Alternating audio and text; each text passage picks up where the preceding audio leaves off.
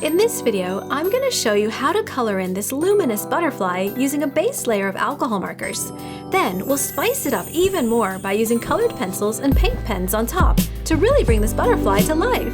Hi, I'm Thaneeya, and if you'd like to color this butterfly along with me, you can download the line art absolutely free. This butterfly is the subject of my free 90-minute alcohol markers course, where I demonstrate step-by-step how to color this in. I'll post the link in the description below. Here in this YouTube video, I'll show you a quick 10-minute time-lapse of the entire process. So this video is really sped up compared to the full 90-minute course. So if you want to learn in more detail and see my techniques in real time, then I really encourage you to sign up for my free course at the link below, where you can download the line art and color along with me. Let's begin. I'm using Copic sketch markers to color this in, but you can use any brand of alcohol markers that you want. In my free course, I provide a color list with the color names and color swatches, so you can gather all your markers beforehand. If you don't have Copics, you can simply match the colors that I'm using with whatever colors you have on hand. In my course, whenever I change colors, a color swatch will pop up on the screen like this, so you'll always know which specific color that I'm using and when.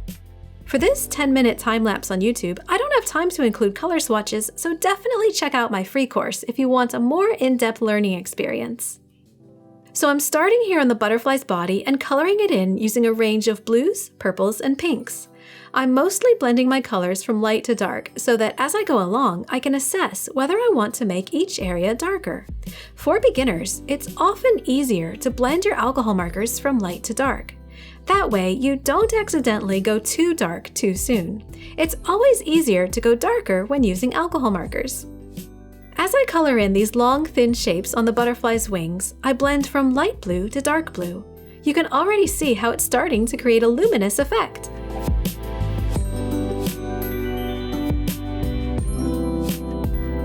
Now I'm coloring from light to dark on the central part of the butterfly's wings. I start with my lightest blue and then add a blue that's a bit darker. Then I use my first color to blend the two colors together. Each time I add a darker color, I blend it in using the previous color. This creates a smooth transition of color. This artwork has a lot of blues in it, so for balance and contrast, I add areas of pink. These pink colors are all from Copic's red-violet color family. Now back to the blues. These sections will contain the darkest blues that I'm using in this artwork. I really like how using this dark blue along the outer edges of these shapes creates a really nice contrast with the lighter blues that I've been using. As you color, remember that alcohol markers blend best while the ink is still damp, so you have to color kind of quickly if you want to make smooth, gradual blends.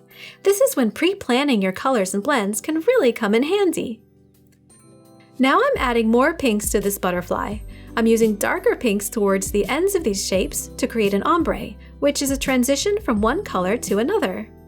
Creating ombres like this is a really easy way to make your art look more dynamic because it adds another element of visual interest. If you're enjoying this video, it would mean so much to me if you tap the like button. That helps me know that you enjoy this type of content. It also helps the YouTube algorithm show this video to more people, so it's an easy way that you can help support my channel, and I really appreciate it.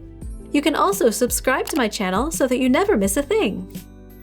So for these areas on the butterfly's wings, I'm blending from blue to violet, and then back to blue at the very tips.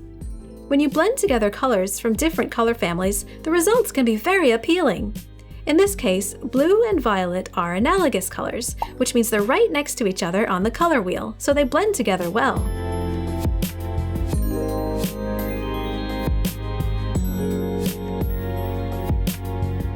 Now I'm moving on to the lower half of the butterfly's wings, but this time, since these areas are shorter, I'm just going to blend from light blue to dark blue using my darkest blue at the very tips of these shapes.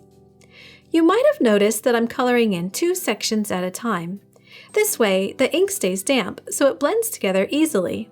Whereas, if I colored in all of these similar sections at the same time, then the first areas might be rather dry by the time I get back to them, so they might not blend as well. Now let's contrast these blue areas by adding some red, violet, and violet colors. And then I'll blend to an aqua blue at the tips of these shapes. This is kind of similar to what I did on the top parts of the wings, but down here I added the dark red-violet for extra contrast. Now I'm using my black Copic marker to color in these remaining areas. I'm outlining the circles and ovals, and I'm going to leave them white so that the white of the paper can show through. It doesn't matter if the circles and ovals don't look perfect, because we're going to use a white paint pen to smooth out any wonky edges. Copic offers two types of black markers, 100 black and 110 special black. It doesn't matter which black you use for this because they're so similar. I hope you're enjoying this video so far. If you'd like to see more coloring videos like this, please let me know in the comments. Also, if you have any suggestions for future videos that you'd like me to make, please comment below because I would love to hear about what kinds of art videos you'd like to see. Now that the main part of the coloring is done, let's add a shadow underneath this butterfly to make it look more realistic. This shadow will help it look as if this butterfly is sitting on top of a white table.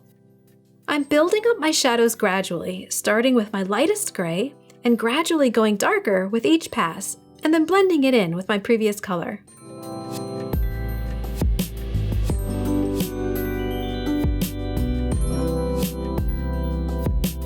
Now that the shadow is done, let's add some more details to this butterfly.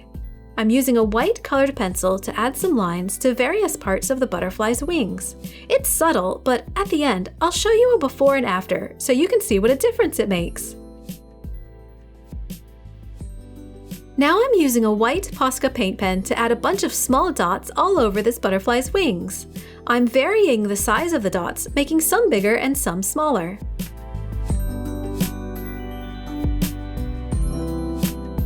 Next, I use paint pens in different colors to add even more dots.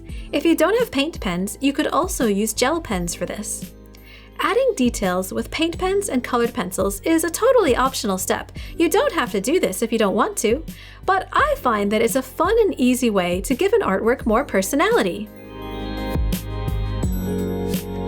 And now we're done! Here's a quick before and after so you can see how the butterfly looked when I colored it in using only alcohol markers, and then how it looks now after I added some fun pops of detail using a white colored pencil and various colors of paint pens.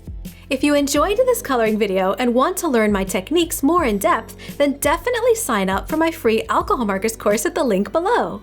If you enjoy the magic of watching an artwork come together, check out this fun video on my YouTube channel where I show you how I colored in this cute little owl. See you there!